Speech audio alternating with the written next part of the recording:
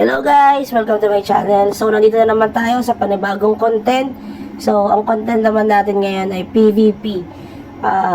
Player versus player dito sa MU Monarch.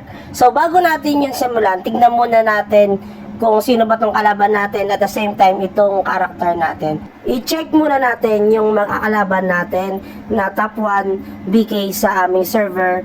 At the same time, yung set din natin, no? Yung character natin na top 1 DL naman sa server namin. Kung papansin nyo, kaka-acquire lang natin yung top 1 na DL dito kasi yung previous video natin, top 2 tayo doon. Ngayon, top 1 na. So, una, dito natitignan sa top 1 na BK, yung kanyang sword. Napakaganda. T11 excellent damage with HP bonus. No? So, ang lakas nito. Ang ganda ng kanyang character, yung kanyang sword. Siguro hindi siya bravery, hindi siya guardian. Bravery type ito dahil pure attack siya. Tapos mapapansin yung element, hindi yung elemental guide, hindi ko pa masyadong i-discuss. Separate video yan kasi medyo mahaba. So dito naman sa kanyang gloves, naka T11 set siya, full option na kanyang gloves. Ang kanyang pants, meron siyang reduction at saka reflect. So, konti na lang yan, DSR na lang yan. Tapos malinis pa, di ba? So, maganda ang future na itong character niya. Full option din ng kanyang boots na T11. So, complete set siya ng T11, no? Tapos, yung ring niya, yun lang, kulang siya ng excellent damage dito sa ring. Sa kanyang earrings naman, lamang siya sa akin dito sa pagkakaalam ko dahil meron siyang DSR. Kasi wala akong plus 5% na DSR. So, advantage niya rin yan bukod sa syempre sa set. Anyway, papakita naman natin mamaya yung set ng ating DL. Kasi kakapalit lang natin, dati tayong DK, top 1 DK din tayo mas malakas tayo dito sa character na to. Ngayon nagpalit tayo ng Dark Lord. So, kita niyo yung armor niya pala, no? Siya ay naka TE11 at reduction din ata yun. T10 din itong kanyang sword with speed naman. So, asahan natin na siya ay mabilis umatake. Ang kanyang helm, malinis din, no? Meron siyang reduction, tsaka reflect. May max MP ba to? O max gold. Tapos, meron siyang magandang option nung kanyang fluorite. Meron, na-check natin ito, meron siyang wind, ice, at the same time yung fire. At tapos, ang tataas pa ng level. Halos may level 8, level 7, level 9. At kukunti lang yung mga fluorite na mabababa yung level. So, medyo kinabahan tayo dito, nakakatakot yung character niya. So, titignan natin kung ano ba magiging resulta. Kung kaya ba natin sumabay, o kung kaya ba natin matalo itong top 1 na Dark Knight sa aming server. Sa kanyang wing naman, meron siya ignore damage. Alam ko parehas kami dito, pero yung base damage niya, perfect yung defense. 32 ata yung kanyang absorb yung kanyang bonus damage, and absorb is 35. So dito tayo sa character natin. Kung mapapansin nyo, naka T9 lang tayo, tier 9 lang tayo. So ang una nating na weapon, napapakita kung perfect option yan, mayroon lang pangit na isa, T9 yun. Ang ating gloves, meron tayong 3 options dito, kulang na lang ng DSR. Ano pa tayo, nahabol pa natin yung set natin dahil medyo nahuhuli tayo dahil tayo ay nag-change class from DL Cha. Ngayon, nagpalit na naman tayo ng DL STR na dating Dark Knight. Okay, so medyo marami laki-laki ng gastos natin dito sa character natin. So, tier 9 din ang ating orb. Pina-full option lang natin siya at i-explain natin yan, itong mga options na to, kung maganda ba ang full option na mababa ang tier number kaysa doon sa dalawa lang ang tier option pero mataas ang tier number niya. So, perfect option itong tier 9 natin na armor, helm at saka ang ating pants. Ang gloves naman natin at saka boots, tier 11 siya pero hindi siya full option.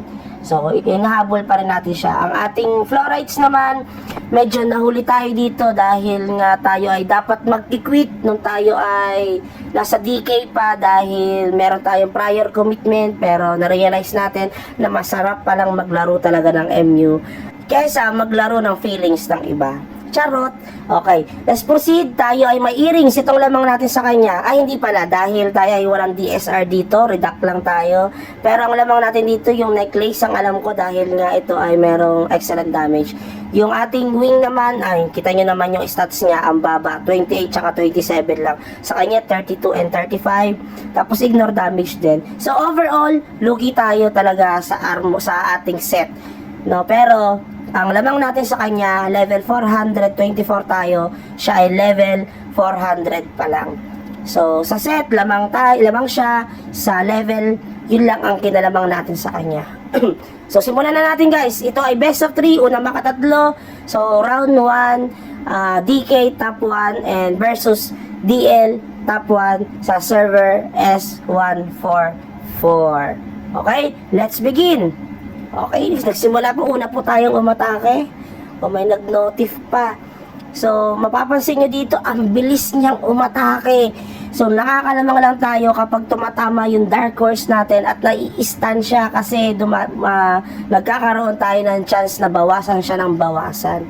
So, nakikita na natin ang lamang. Pag, patay. Ba't ganun? Ano nangyari dun? Bigla na lang naubos yung buhay niya. Halos 1-4-20. Anyway, round 1, nanalo tayo laban sa DK. So, papatay muna tayo. Ikat natin yung video para mas mabilis. Kinakat natin yung video, no, round 2 na ito para hindi naman mainip yung mga viewers natin. At the same time, syempre, matagal kasi siya ma-upload. No? So, dire-diretso na lang tayo. Round 2 ito. So, una, nanalo tayo laban dito sa DK. Gumamit tayo ng demon. Hindi tayo nag-infinite angel. Kaya nag-infinite angel tayo. Ngayon, gagamit tayo ng demon. So, subukan natin kung tayo ay mananalo laban sa kanya. Ang dami talaga nag-notif sa atin. Akit kasi ako ng bundok sa susunod na linggo sa November 17. So, tignan natin. Round 2. O, nauna na naman tayo. Basag agad yung SD nyo. Basag din ang SD ko dahil sa reflect. Napakalakas ng reflect niya. Yun lang tayo nakakalamang talaga. Kapag tumama yung ating horse, na-stun siya, lalayo siya, hahabulin niya tayo hanggang sa maubos ang kanyang buhay. Pero alam niyo ba, sa totoo lang, nung tayo ay DK, Dark Lord tayo ha, naipaglaban tayo sa top 1 dati ng DL, yung naunahan ko ngayon, hindi pa rin manalo yung Dark Lord sa akin, sa BK ko, na top 1 din nung panahon na yun. Bakit? Sabi daw kasi nila, yung DL ay lugi niya, ang weakness niya ay yung mga Dark Knight kumpara doon sa mga ibang mga karakter. Kasi kung ibang class, kung sa Energy, MG, at the same time sa mga Wizard at sa AGL, ang lakas ng Dark Lord, kaya niya daw patumbahin yun. Pero dito sa Dark Knight, hindi niya daw talaga kayang patumbahin. Ngayon, hindi ko alam kung bakit. Comment na lang kayo below dito sa kung bakit kaya itong Dark Lord top 1 kayang patumbahin itong Dark Knight top 1 na ang taas ng tier set. Okay, may full option pa rin siya. Ang lamang ko lang dito guys, yung ating level na 424. At the same time, syempre meron tayong demon, infinite demon at infinite angel. So, round 3 na tayo guys. Sana siguro last na to dahil lalayo na lamang natin sa kanya pagdating sa buhay pag tayo nakikipaglaban. Ewan ko, nagpalitata siya ng 2 sword. So, lalo siya lumambot. Pero mas malaki ang damage niya. So, medyo nag 1/4 ang buhay natin dito. Or 1/8 na lang. So, yun lang siguro. Kayo na bahalang mag-decide kung bakit ba ganon ang nangyari na natalo ng Dark Knight, ang Dark Lord top 1 sa ang Dark Knight top 1 sa ganong set natin na tier 11 at tier 9 full option. Yung tier 11 natin na gloves tsaka boots, mababa ang option niya. At the same time, tier 9 ang ating weapons and orb.